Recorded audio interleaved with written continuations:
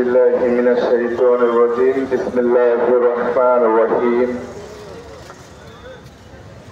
বাংলাদেশ জামাত ইসলামী নারায়ণগঞ্জ দক্ষিণ থানার গোপনগর পূর্ব এবং দক্ষিণ ওয়ার্ড কর্তৃক আয়োজিত আজকের এই উত্থান বৈঠকে উপস্থিত থাকবেন নারায়ণগঞ্জ মহানগরী আমির জনাব মাওলানা আব্দুল জব্বার। আজকে আরো এখানে উপস্থিত রয়েছেন নারায়ণগঞ্জ দক্ষিণ থানার সম্মানিত আমির জনাব খলিলুর রহমান টিটু ভাই। আরো উপস্থিত আছেন নারায়ণগঞ্জ মহানগরী কর্মপরিষদ সদস্য নারায়ণগঞ্জ দক্ষিণের তদারককারী মাওলানা সাইফুদ্দিন মনির সহ আমার সামনে উপস্থিত। আসসালামু আলাইকুম ওয়া রাহমাতুল্লাহি ওয়া বারাকাতুহু।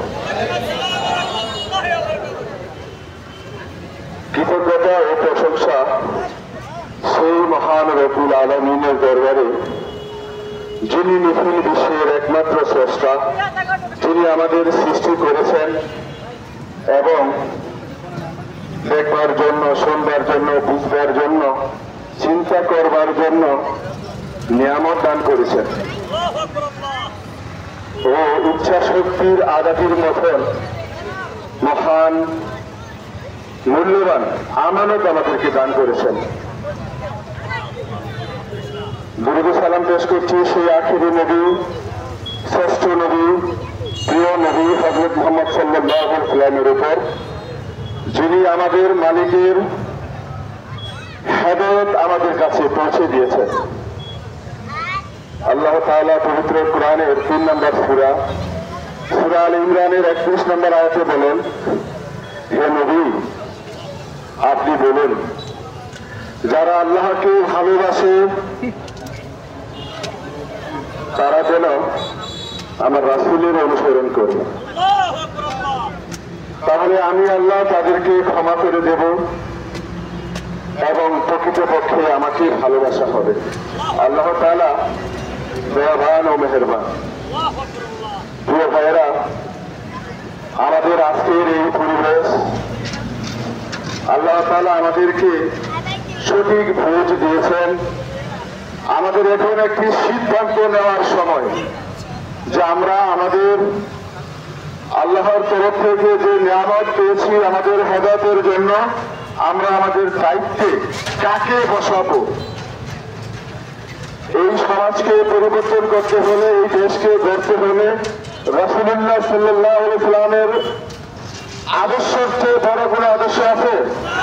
নাই। আমরা সেই আদর্শকে বাস্তবায়ন করার জন্য পরিপূর্ণভাবে চেষ্টা করে যাচ্ছি।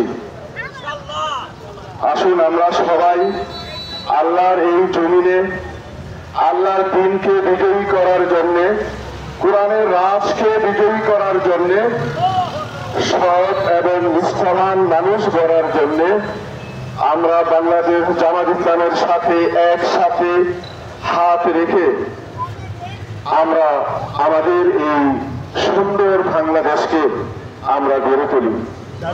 আমরা কারো হুমকি জামকিকে আর পরোয়া করি না। আমরা ন্যায় এবং ইনসাফ ভিত্তিক একটি সমাজ প্রতিষ্ঠা তথা একটি রাষ্ট্র প্রতিষ্ঠা করার জন্য আমাদের সকলের প্রচেষ্টা।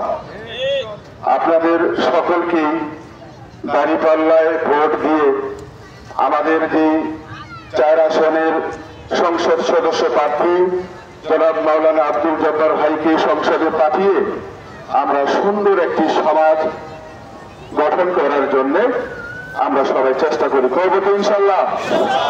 এই আহ্বান দেখি আমি আমার সংক্ষিপ্ত বক্তব্য শেষ করছি। আসসালামু আলাইকুম ওয়া রাহমাতুল্লাহ।